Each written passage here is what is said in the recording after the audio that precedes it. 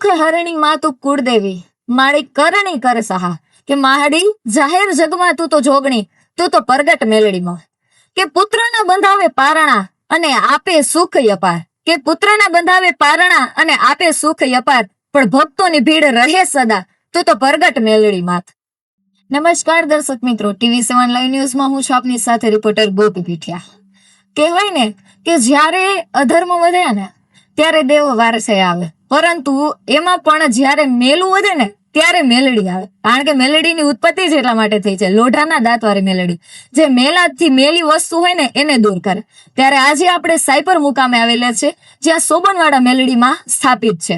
અને આ માતાજીનો ઇતિહાસ છે કે અહીંયા ઘણી બધી ચૂડેલો હતી અને જે બહુ જ હેરાન કરતી, ત્યારે માં મેલડી અહીંયા સ્થાપિત થયા છે અને એને ધર્મને સાચવ્યો છે. હવે તેની શું છે આખો ઇતિહાસ તે આપણે ગામના લોકોના મુખે સાંભળશું.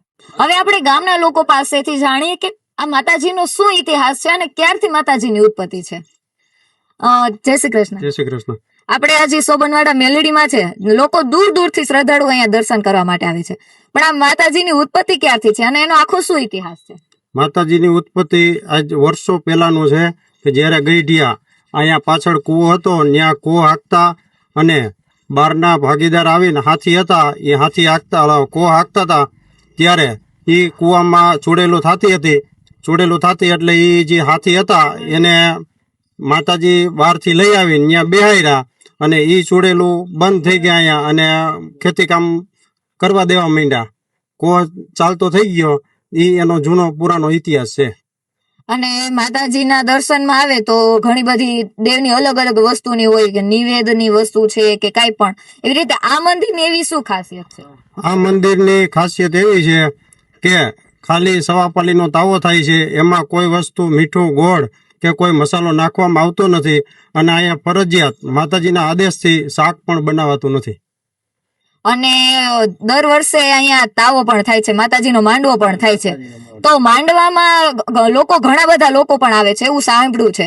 તો તે દિવસે શું ખાસ હોય છે માંડવાનું? તે દિવસે માંડવામાં ખાસ એવું હોય છે કે અહીંયા કોઈ બધાય આખું ગામ સમસ્ત માંડવો કરવામાં આવે છે અને દૂર દૂરથી જ્યાં માનતાઓ રાખી હોય ભક્તોએ એ વાટ જોઈ રહ્યા હોય કે માંડવો કે દિવસે છે.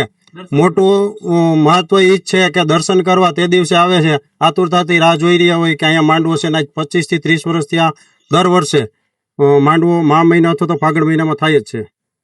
અને મંદિરના માંડવાની જેમ વાત કરી એમ તો દાદા, આ મંદિરના ઇતિહાસની જે તમે વાત કરી છે બરોબર, તો એમાં કઈક એવી ખાસિયત બીજી ખરી કે જેના લીધે મતલબ તમે રૂબરૂ પરચા જોયા હોય માતાજીના, કે ગામમાં કઈ એવા કામ થયા, કોઈના ઘરે દીકરા દીધા છે, ઘણાના દુઃખ એવા હોય કે જે દૂર નથી થતા, તો એવા તમારી નજર સામે એવા કોઈ રૂબરૂ દાખલા છે કે માતાજીના નામથી મટ્યા હોય કે એની માનતાથી મટ્યા હોય?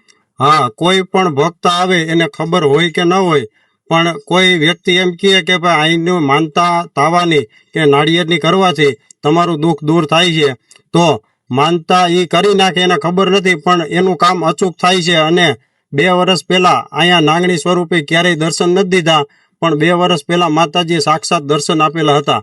અને કોઈ પણની ગમે તે વસ્તુ ખોવાઈ ગઈ, ચોરાઈ ગઈ, કે જે જૂનું ગામ હતું જે વર્ષો પહેલા, ત્યારે ગામ ભાંગીને જે વહી ગયા હતા ધાડ પાડવું, તે દિવસે 100 વર્ષ એ પણ પાછું ઘરેણું આવ્યું હતું. દાદા, તમે થોડુંક માતાજીના મંદિર વિશે. માતાજીને હું 25 વર્ષ યા 30 વર્ષ થયા, હું 10 વર્ષનો હતો તે દીથી માતાજીને પૂરા માનું છું, મેરડી માતાજીને. અહીંયા કોઈ પણ ખર્ચો કોઈનો કોઈ લેવામાં આવતો નથી. જે પારે મૂકવું હોય માતાજીને પારે મૂકે, કોઈને ફરજિયાત ફાળો દેવા નથી આવતો.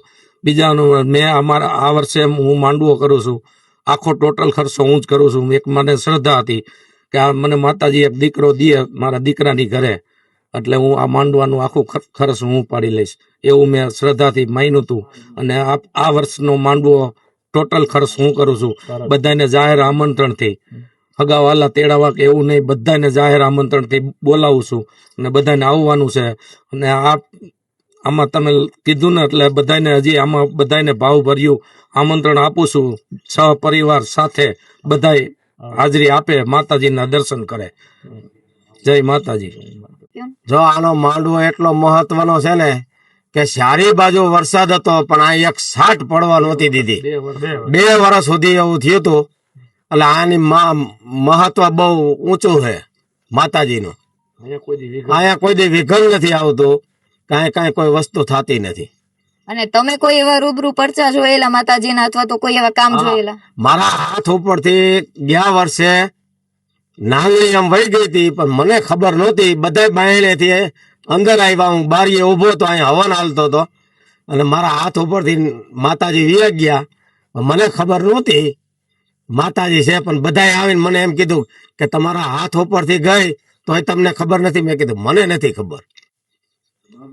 આવી એની પરચા હે. પડી ગયા હતા કુવામાં, ખાલી કૂવો હતો. ખાલી કૂવો હતો, એટલે ઢીસાણામાં પાણી હતું. 60 ફૂટનો કૂવો હે. એમાં કાંઈ એટલે ટસ નહોતું થયું, અને એમના હથેળીમાં લઈને મેકી દીધા હતા એને, દાદાને. પછી પાણી ભરવા બાયુ ગામમાંથી આવ્યું, ત્યાં એને વાત કરી કે દાદા કૂવામાં પીડ્યા હે. એનું નામ કહેતા હતા, અને પછી આવીને કાઢ્યા તો પણ એને ટસ કાંઈ નહોતું થયું. એ બે આંખો આંધળા હતા. આ માતાજીને દીવા કરીને એટલે જેવું તેવું હૂજતું હતું એને, અને એ કૂવામાં પડી ગયા હતા. અને જ્યારે માંડવો થાય હા. ત્યારે ગામના લોકો પોતાના પ્રમાણમાં શું ફાળો આપે જેના લીધે જે માંડવો? જેની ઈચ્છા, હા, જે જેની ઈચ્છા હોય ને એ દે. અને મેં તો એવું પણ સાંભળ્યું છે કે જે માલધારી કુટુંબ છે, હા. જેને મતલબ દૂધાણા હોય, ગાય ભેંસ બધું હોય, દૂધ દે. એ લોકોનું દૂધનું કઈ દૂધ બધું ટોટલી નેહાડાનું ગામનું બધાયનું અહીં આવે છે. અને જે જેની શક્તિ છે એવું પણ ફાળો આપે છે. લ્યો, માતાજીની એટલી દયા છે કે બધું ગામ વાળા બધું આપે છે. અને આ માતાજીનો કોઈ દી બુકનો ફાળો કાઢ્યો નથી. એવી અમારા અહીં માતાજીની દયા છે. જય માતાજી.